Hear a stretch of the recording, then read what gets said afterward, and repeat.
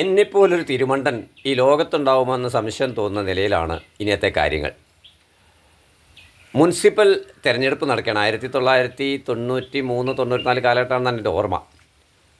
ഈ സമയത്താണ് പന്തളത്ത് നടക്കുന്ന മൂക്കില്ല രാജ്യത്ത് മുറിമൂക്കൻ രാജാവ് എന്ന സിനിമയുടെ പ്രൊഡക്ഷൻ മാനേജർമാരായി എന്നെയും സതീശിനെയും നേരത്തെ പറഞ്ഞ എക്സിക്യൂട്ടീവ് ഷാജി വിളിക്കുന്നത്.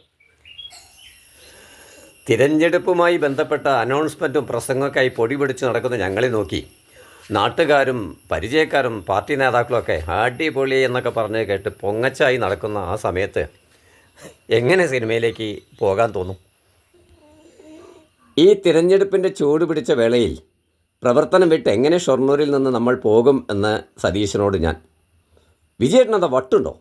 നമ്മൾ വർഷങ്ങളായി ആഗ്രഹിക്കുന്ന ഒരു സിനിമ, അതും ഷാജി ഒലോക്കോട് അസിസ്റ്റൻസായി വിളിച്ചിട്ട് നല്ല പ്രൊഡ്യൂസറാണെന്ന് കൂടി കേട്ടറിഞ്ഞിട്ടും പോകില്ലെന്ന് പറഞ്ഞാൽ എങ്ങനെ ശരിയാവും? ഞാൻ പോകും വിജേട്ടാ, വിജയേട്ടൻ വരുന്നുണ്ടെങ്കിൽ വന്നോ, അല്ലെങ്കിൽ ഞാൻ പോകും. ഇതാണ് സതീശൻ്റെ നിലപാട്. അങ്ങനെ സതീശൻ പന്തളത്തേക്ക് പോയി. ഞാൻ തിരഞ്ഞെടുപ്പിൻ്റെ വട്ടുമായി ഷൊർണൂരിൽ നടന്നു. കുറച്ച് ദിവസം കഴിഞ്ഞപ്പോൾ തിരഞ്ഞെടുപ്പ് കഴിഞ്ഞു. ജയിച്ചവരൊക്കെ കൗൺസിലർമാരെ അവരൊക്കെ നടക്കുന്നുണ്ട്. ഞാൻ അനാഥനായി. രണ്ട് തരത്തിലാണത്. ഇപ്പോൾ ഷൊർണൂർ ബസ് സ്റ്റാൻഡിൽ കുട്ടികളെ ബസ്സിൽ കയറ്റാതെ വെയിലത്ത് നിർത്തിയത് കണ്ട സതീശൻ കൂടെ ഉണ്ടെങ്കിൽ ഞാനങ്ങ് ചെല്ലും. എന്നിട്ട് കണ്ടക്ടറോട് കുട്ടികളെ കയറ്റാൻ പറഞ്ഞ് ബഹളമാക്കുന്ന ആളുകൾ കൂടും, പോലീസ് വരും, കേസ്, അങ്ങനെ വലിയ വിഷയങ്ങളൊക്കെ ഉണ്ടാക്കി നടക്കാൻ എനിക്കൊരു ബലമായിരുന്നു സതീശൻ. മറ്റൊരിക്കൽ ആലോചിക്കുന്നു, ഇങ്ങനെ കൂനത്തറ വഴി ഞങ്ങളൊരിക്കൽ ഒറ്റപ്പാലത്തേക്ക് ഒരു കേസുമായി ബന്ധപ്പെട്ട് കോടതിക്ക് പോയിക്കൊണ്ടിരിക്കുക. അങ്ങനെ ഓരോ അവസ്ഥകളുണ്ടാവുമല്ലോ. കൂനത്തറ എത്തിയപ്പോഴാണ് അന്ന് സ്കൂൾ എന്തോ സമരത്തിൻ്റെ ഭാഗമായി നേരത്തെ വിട്ടു. കുട്ടികൾ ഈ ഒരു 10-10:30 സമയത്ത് ഓടി വന്ന് ബസ്സിൽ കയറാൻ നോക്കുമ്പോൾ കണ്ടക്ടർ ഈ കയറുന്ന കമ്പിയിൽ നിന്ന് കുട്ടികളുടെ കൈ വിടുവിച്ച് തള്ളി പുറത്തേക്ക് വിട്ട് ബഹളം ഉണ്ടാക്കിയ ഞങ്ങൾ ബസ്സിലുണ്ട്. പെട്ടെന്ന് സഹിച്ചില്ല. ഞങ്ങൾ ഈ കണ്ടക്ടർ ചൂടായി ബഹളം ഉണ്ടാക്കി ബസ്സിൽ നിന്നിറങ്ങി ബസ്സിൻ്റെ മുന്നിൽ കയറി അങ്ങ് നിന്നു.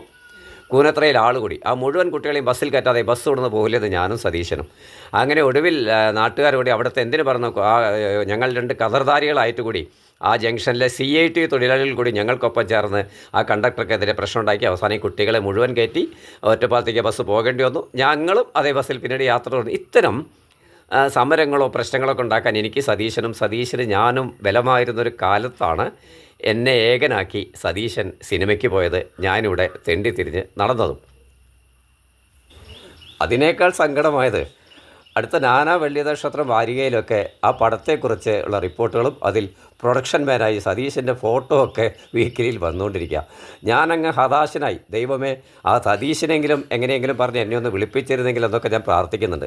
പക്ഷേ വിളിച്ച സമയത്ത് ചെല്ലാത്ത എന്നെ എങ്ങനെ രണ്ടാമത് ഷാജി ഒലോക്കോട് വിളിക്കും? ഇങ്ങനെ ഗതികെട്ട ഒരു വല്ലാത്ത അവസ്ഥയിൽ തകർന്ന് അവശനായി നടക്കുന്ന സമയത്ത് എന്ത് ചെയ്യുമെന്ന് പോലും അറിയാത്ത ഒരു നിരാശനായി നടക്കുന്ന സമയത്താണ് അപ്രതീക്ഷിതമായി എനിക്കൊരു ഫോൺ വരുന്നത്. ആ ഫോൺ മറ്റൊരു സിനിമയിലേക്ക് വർക്ക് ചെയ്യാൻ വന്ന ആ കോളിനെക്കുറിച്ച് രസകരമായ ചില കാര്യങ്ങൾ പറയാനുണ്ട്. നമുക്ക് സമയബന്ധിതമായി അത് മറ്റൊരു എപ്പിസോഡിലേക്ക് മാറ്റിക്കൊണ്ട്, സതീശൻ വലിയൊരു സിനിമയിൽ വർക്ക് ചെയ്ത് ഞാൻ നിരാശനായി ഇരുന്നിട്ട് പോലും ഞാൻ ഒഴിവാക്കിയ ഒരു സമയത്ത് എനിക്ക് അപ്രതീക്ഷിതമായി മനോഹരമായ ഒരു പ്രൊജക്റ്റ് വന്നു ചേർന്നതും അതിൻ്റെ തമാശകളും പറയാൻ ഇനിയൊരു എപ്പിസോഡിൽ നമുക്ക് വീണ്ടും കാണാം. Thank you.